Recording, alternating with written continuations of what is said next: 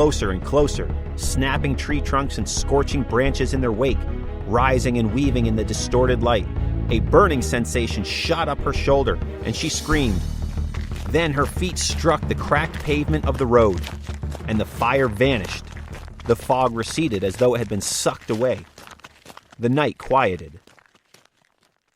No more screaming, no more fire, just the sound of a silent night in the woods. What happened? Eve stumbled out into the road, back to her car, and sped to the upper works.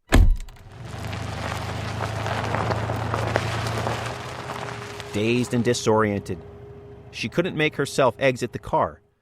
Instead, she locked the doors and curled up in the driver's seat, scared, confused, unsure of what did she just experience. Where was she? Where is she?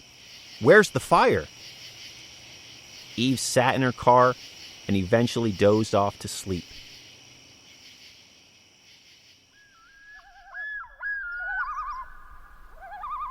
She woke to sunlight streaming through the windows the next morning. Birds chirped as a soft breeze sighed through the branches. All around her, the sound of car doors slammed shut as fellow hikers shouldered their gear to head onto the trail. Eve exhaled with relief. Man, she thought, what a weird dream. Time traveling? Furnace fires and racing fog? Ghost towns? It all felt so realistic, but obviously it was a sign she probably should have had more for dinner yesterday than just a Stewart's milkshake. She gathered her backpack, strapped on her camera, and locked her car door. She wouldn't let the remnants of a strange dream throw off the rest of this weekend in the woods. Eve snapped a quick photo as she stepped onto the trail. Then she followed a small knot of hikers ahead of her. If she hurried, she might be able to catch up with them. For some reason, she no longer wanted to be alone in the woods today. And as she picked up her pace, she heard a jingling in her pocket. She reached her hand inside and pulled out 2 coins that were so rusted she had to stop to examine them. They were probably change from a MetroCard machine long ago, except her mind flashed back to the half-dime she picked up in her dream. The longer she looked, the more the brown lump in the center of the coins resembled the seated Lady Liberty. She balled her hand into a fist. She really needed to catch up on sleep.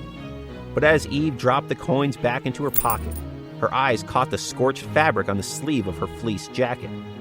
No way, she thought. Blood rushed in her ears as she stood frozen in the middle of the trail, her mind running through every possible explanation. That was just a dream last night. There is no way that was real. Eve remembered her camera. With shaking hands, she clicked through the photos. There were the images she'd taken of the foliage, of Stewart's, of the woods, the trailhead, but the photos of the village, the teenage girls on the church steps, the horse trotting down the road, the cottages, gone. The images in her camera skipped all of those numbers, landing on the picture that she'd just taken moments ago at the beginning of the trail. The rest of those photos, like the village itself, had managed to disappear. So if you roam past the McIntyre iron furnace as night falls, take heed. If you follow the cairns, you may discover that the ghost town of Adirondack is very much alive and well. The ghost towns of Adirondack and Tahawas are out there, hidden beyond the evergreens. But where are those few cairns leading travelers back to a time long since forgotten? Well, that's the mystery. A mystery Eve would prefer to leave behind her. To leave hidden in the woods of the McIntyre iron furnace. Well, I hope you enjoyed this Adirondack Campfire Story. This campfire story was created by myself and Diana Gallagher. Be careful when you're out in the woods. You never know where a couple cairns might lead you. You may find yourself walking back in time to the days of old here in the Adirondack Park. Remember to always leave no trace, do the rock walk, and if you carry it in, carry it out.